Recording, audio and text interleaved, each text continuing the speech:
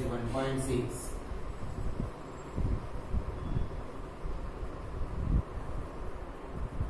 Example number 7.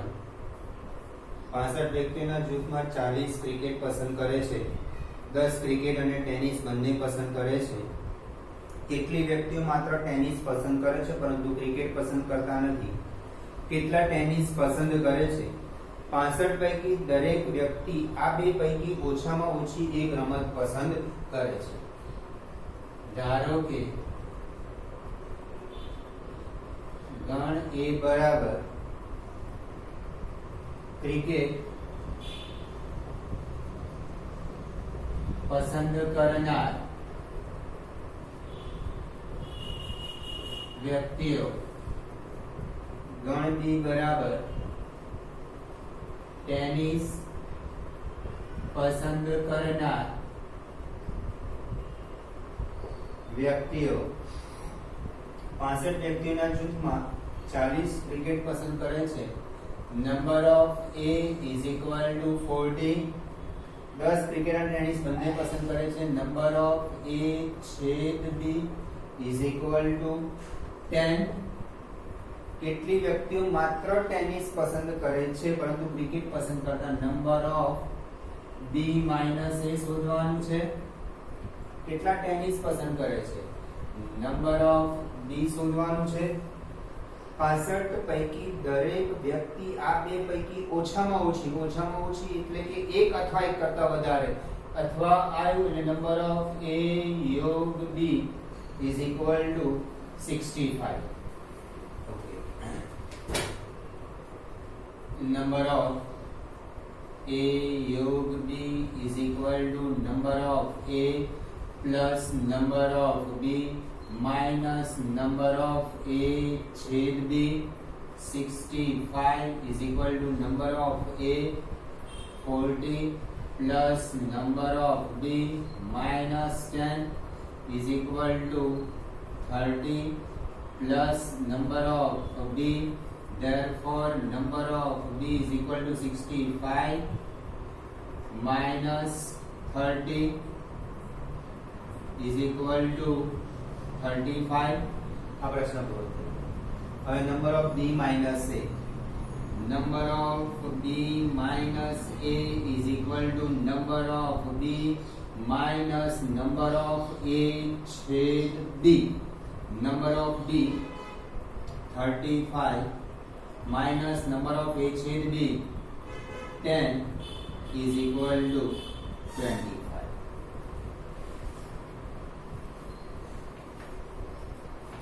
आठवां example.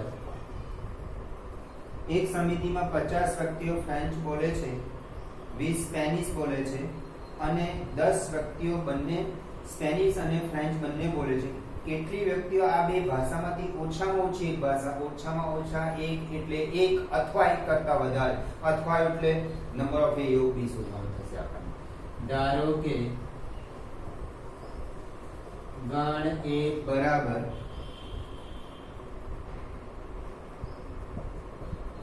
French બોલી શકે તેવી વ્યક્તિઓ, B બરાબર સ્પેનિશ બોલી શકે તેવી વ્યક્તિઓનો ગણ. 50 વ્યક્તિઓ ફ્રેન્ચ બોલે છે. Number of A is equal to 50. Number of B is equal to 20. Number of A intersection B is equal to 10. Number of A योग B શોધવાનું છે. Number of A योग B is equal to number of A plus number of B minus number of A छेद B. Number of A 50 plus 20 minus 10 70 minus 10 60. 60 વ્યક્તિઓ આ બે ભાષામાંથી ઓછામાં ઓછી એક ભાષા બોલી શકે છે.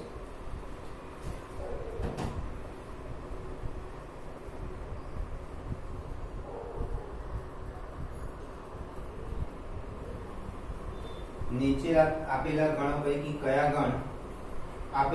પૈકી કયા ગણના ઉપગણ છે તે નક્કી કરો.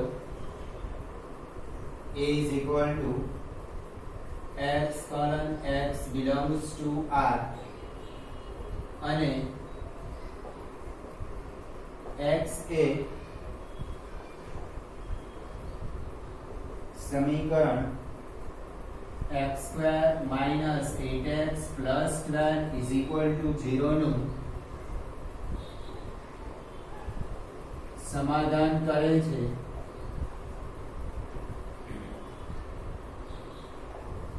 B is equal to 2, 4, 6.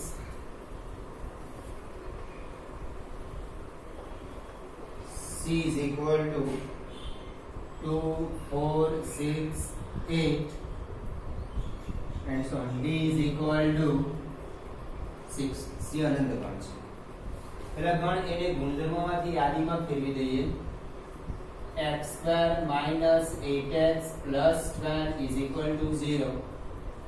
x square minus 12 ના હોય પાડો 6 દુ 12 minus 6 minus 2 minus 6x minus 2x plus 12 is equal to 0. આ બંનેમાંથી x common, x minus 6 minus 2 common, x minus 6 is equal to 0.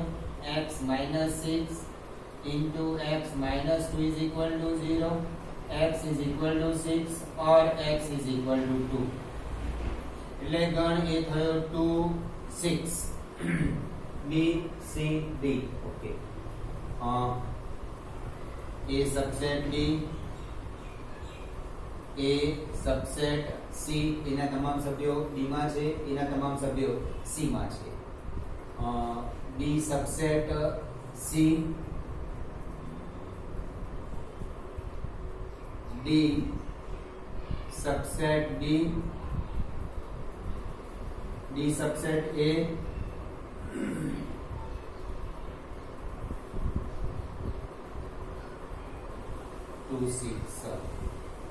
A subset B, A subset C, D subset C,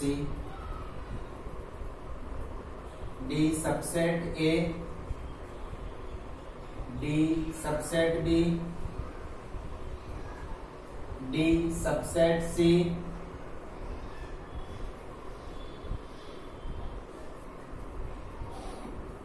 example number 2.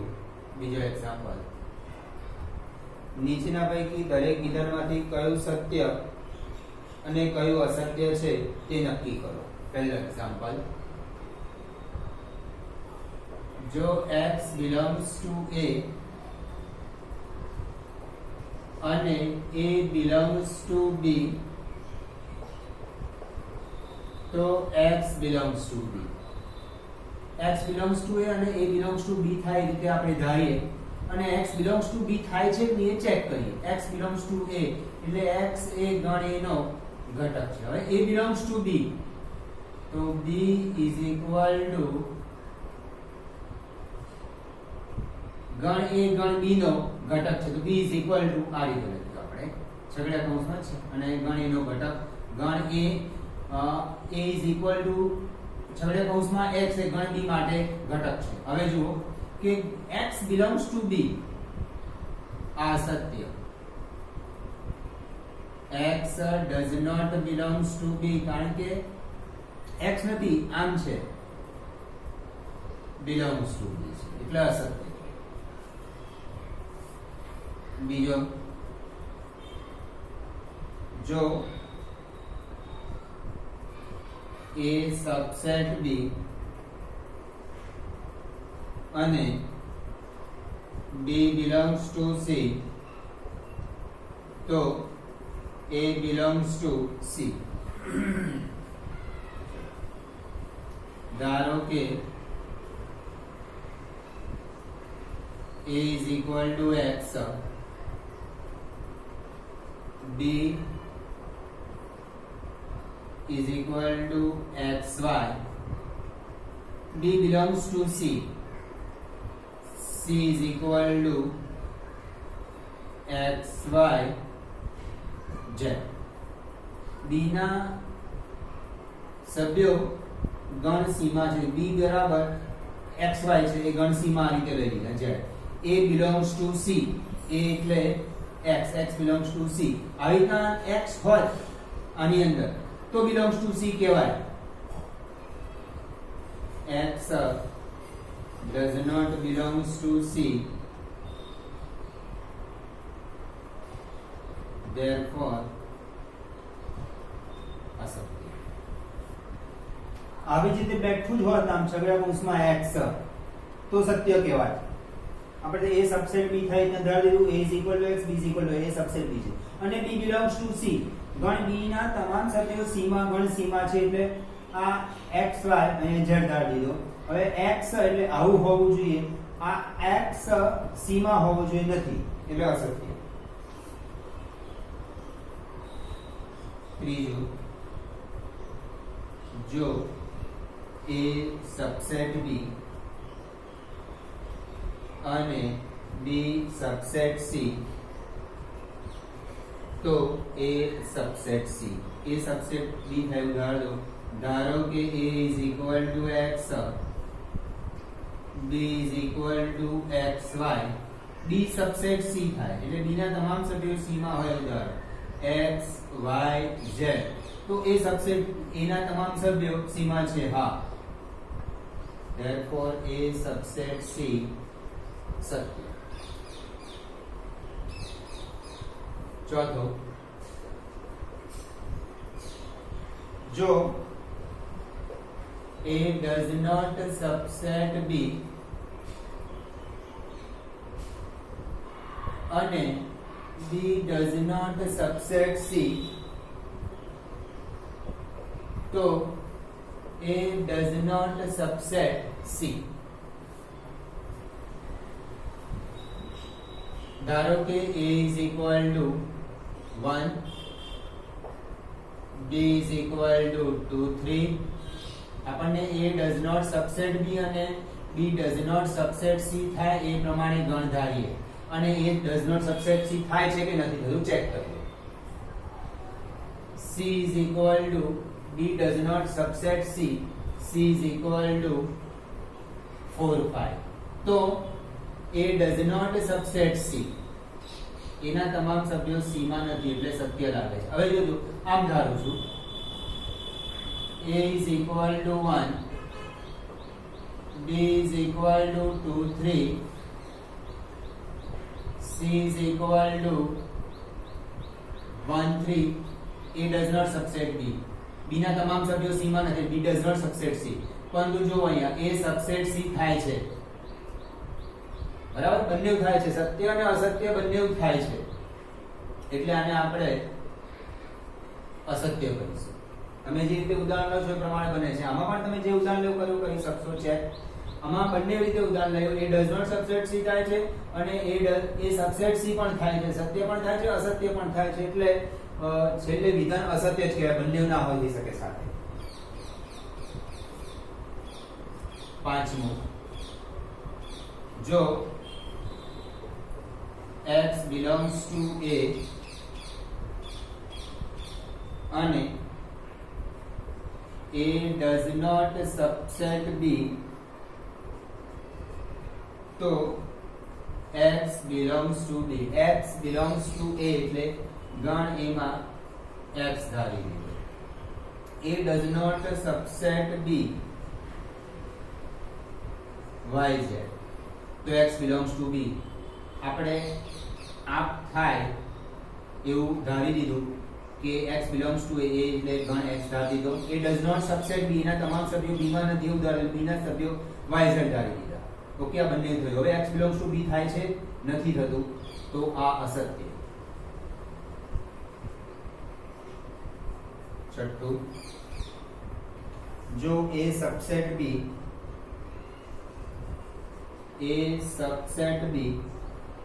અને x does not belongs to b તો x does not belongs to a okay a subset b a is equal to xy નહીં ધારી શકાય. હજુ દાખલા તરીકે ચલો ધારીએ a is equal to x ધાર્યો, a subset b કીધું છે એટલે હું xy ધાર્યો, પણ x does not belongs to b કીધું છે એટલે મારે ગણમાં x ને લઈ શકાય. બરાબર? તો 1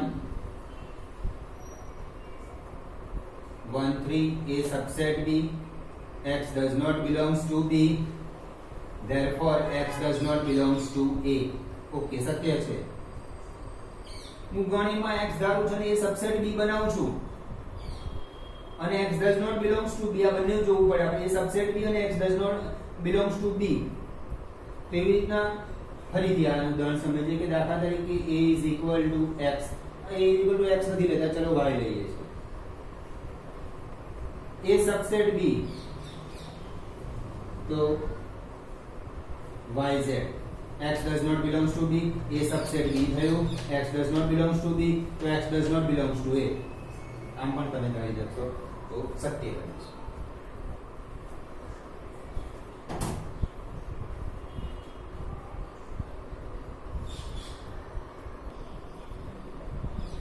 એક્ઝામ્પલ નંબર 3, ગણ a b અને c માટે a યોગ b is equal to a યોગ c અને a છેદ b is equal to a છેદ c. સાબિત કરો કે b is equal to c. બે ગણ સમાન સાબિત કરવાનો છે, એનો અર્થ b સબસેટ c અને c સબસેટ b સાબિત કરવું પડે. બંને ગણને એકબીજાના ઉપગણ બતાવી દઈએ તો b is equal to c થાય. b સબસેટ c માટે ધારો કે x belongs to b. આ x કોઈ ધારો કે કોઈ x belongs to b, આ x ને હું c માં બતાવી દઈશ એટલે x ના તમામ સભ્યો b માં ધાર્યા છે એને c માં બતાવી દઈશ તો b સબસેટ c થશે. therefore x belongs to a યોગ b. એવું થશે કે a યોગ b તો a છેદ b કેમ ના લીધો? હવે આ x b માં છે, x a માં ના હોય તો પણ a યોગ b માં તો આવવાનો જ છે. દાખલા તરીકે a is equal to yz, b is equal to x તો a યોગ b is equal to xyz થાય, પણ છેદમાં ના આવે. a yz ધારું છું, b x ધારું તો a છેદ b ખાલી ગણ થાય. બરાબર? એ કોઈ પણ ગણ હોય, b is equal to x છે તો a યોગ b x belongs to a યોગ b થાય જ. એટલે મેં a યોગ b લીધું, a છેદ b નહીં લીધું. therefore x belongs to a યોગ c, કારણ કે a યોગ b બરાબર a યોગ c છે, is equal to a યોગ c. therefore x belongs to a અથવા યોગ એટલે અથવા x belongs to c. કોઈ x b માં ધારવાનું, એ x ને c માં લાવી દેવાનો, x ને b માં ધાર્યો, x ને c માં લાવી દીધો એટલે આના માટે તો આપણે a subset b subset c થઈ ગયું. હવે આના માટે x b માં છે અને x a માં છે તો કહેવાય x belongs to a છેદ b બંનેમાં છે એટલા માટે. therefore x belongs to a છેદ c, therefore x belongs to a અને x belongs to c. a વ્યાખ્યા છેદની વ્યાખ્યા b માં લીધો, c માં આવી ગયો. therefore x belongs to c, x b માં ધાર્યો, c માં આવી ગયો, x b માં ધાર્યો તો અહીંયા x a માં આવ્યો, x b માં અને a બંનેમાં છે એટલે છેદમાં કહેવાય, પણ a છેદ b બરાબર a છેદ c છે a છેદ b is equal to a છેદ c. વ્યાખ્યા છેદની x belongs to a અને x belongs to c. એમાં x b માં ધાર્યો, c માં આવી ગયો. therefore b subset c. તેવી જ રીતે c subset b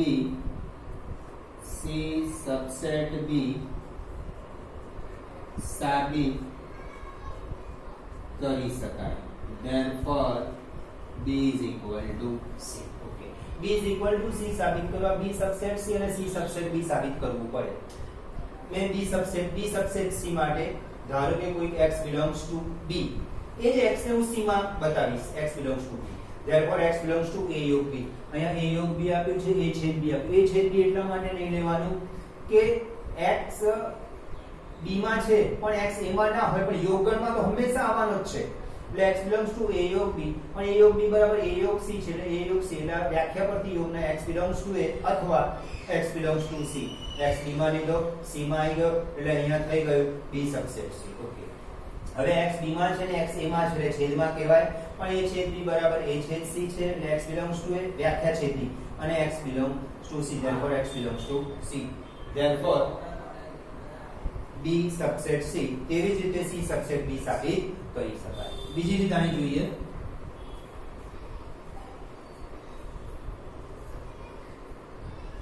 a યોગ b is equal to a યોગ c. b થી છેદ કરી નાખીએ બંને બાજુ. a યોગ b છેદ b, a યોગ c છેદ b. છેદનું યોગ પણ વિભાજન એટલે b છેદ a, b છેદ a યોગ b છેદ b. છેદનું યોગ પર વિભાજન b છેદ a યોગ b છેદ c. b છેદ a યોગ b છેદ b એટલે b થાય is equal to b છેદ a યોગ b છેદ c. આ થશે b છેદ a યોગ b એટલે b છેદ a is equal to b છેદ a યોગ b છેદ c. હવે a યોગ b is equal to a યોગ c. ફરીથી લો, બંને બાજુ સીધી છેદ કરી દો. a યોગ b છેદ c, a યોગ c છેદ c. છેદનું યોગ પર વિભાજન a છેદ c યોગ b છેદ c is equal to a છેદ c યોગ c છેદ c. a છેદ c is equal to a છેદ b કહેવાય. તો a છેદ b યોગ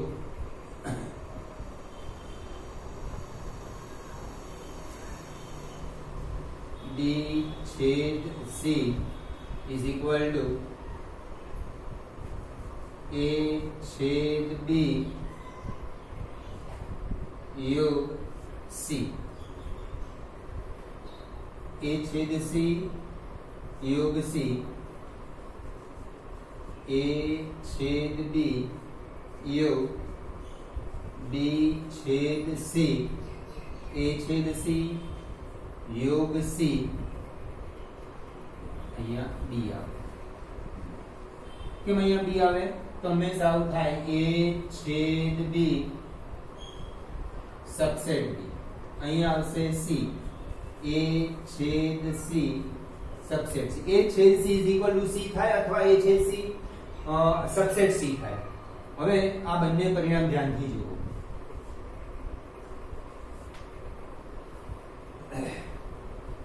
b છેદ a યોગ b છેદ c બરાબર b. a છેદ b યોગ b છેદ c આ બંને સરખા જ છે is equal to c. 1 અને 2 પરથી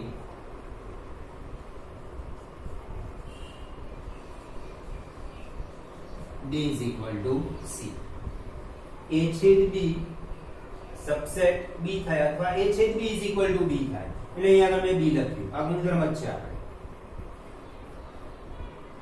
કોઈ પણ ગણ ધારો દાખલા તરીકે A is equal to 1 2, B is equal to 2 4, A છેદ B is equal to 2, A છેદ B યોગ B,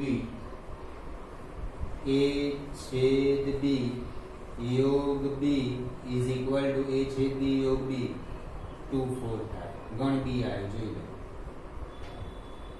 બરાબર, આ A છેદ B યોગ B. હવે તમને એવું સર કે આ બે કોમન ધારે એ રીતે એવું થયું તો આપણે અહીંયા 3 ધારી લઈએ. ચલો 3 ધારીએ તો A છેદ B ખાલી ગણ આવશે. હવે આ બંનેનો યોગ ગણ કરીએ A છેદ B અને B નો તો 3 4 આવશે તો પણ B થશે. એટલે A છેદ B યોગ B is equal to B થાય એના માટેનો આ ઉદાહરણ સમજી